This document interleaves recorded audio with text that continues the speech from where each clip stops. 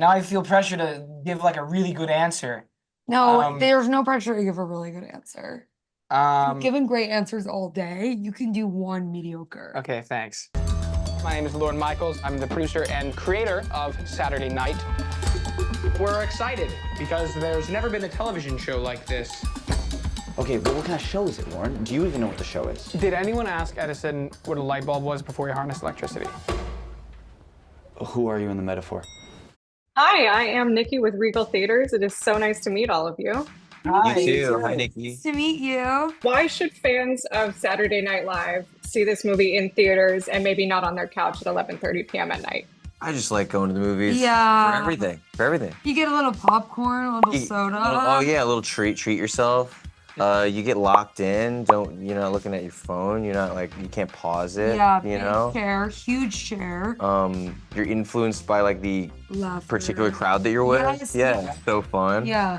I think this film is so captivating and just sucks you right in. And I think you just want to be immersed in that as much as possible. The film grain looks so good, you know, just ginormous in front of your face. And it really feels like, because they nailed the style of the 70s so well, it feels like an old film you haven't seen yet. And how many of those do you get to watch in theater? I think it's a really, I think it's a really cool film that you have to see large and isolated and with as many people as you can, because people love it. Do you know what else I just thought of too? Is that like there's something about not that you have to know SNL to see this movie, but I feel like a lot of the people who see it will. And there's something that's almost like an inside joke or like shared knowledge of the audience, so that when someone comes on, everyone's like, there's that guy. Like, I think, or like there's sort of like, there's almost like this added, like, I don't know. I think that's kind of fun, is to go in and share something as an audience. It's unifying, because Yes. a lot of movies aren't like, you know, theaters aren't the only place you can see a film anymore now, so people don't really talk about the movies they see when they're at work or at school.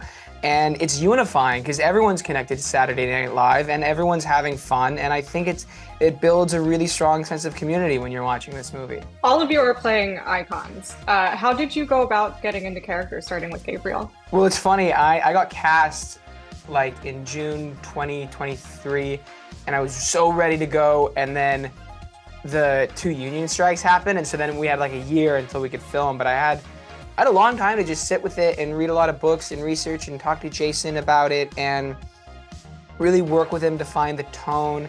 And so that by the time we actually got to set, I felt pretty calm and relaxed and just ready to go and to be grateful to be a part of a project like this. And it's a lot of fun spending those months deep in the mindset of getting something like that together and the personalities involved and how they got started. It was a lot of fun for me. I got to talk to Rosie, which was really cool. Like, I think so much of what I learned about her was from the script and our conversation. I think I didn't know too much about her before, and so it's really exciting to get to bring someone who is so key to the creation of SNL, but maybe other people don't know about as much, into life. And yeah, just talking to her was really helpful. Just like old sketches for me and some interviews, some early interviews of Dan that I could find. I really loved his screen test.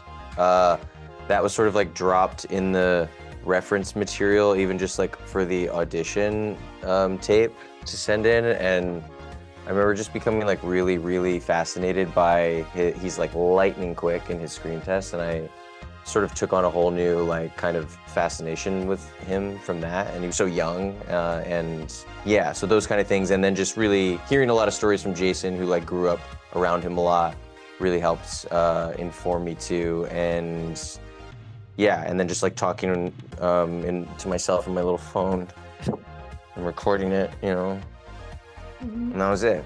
And then if we could do this super quick, rapid fire. Anybody alive or dead, truly anybody, dream host and musician combo for the show? Bon Jovi. For me. You guys know. Bon Jovi. No, come on. And Fleetwood Mac. Wow. Oh, I don't know. Now I feel pressure to give like a really good answer. No, there's no pressure to give a really good answer. You've given great answers all day. You can do one mediocre. Okay, thanks.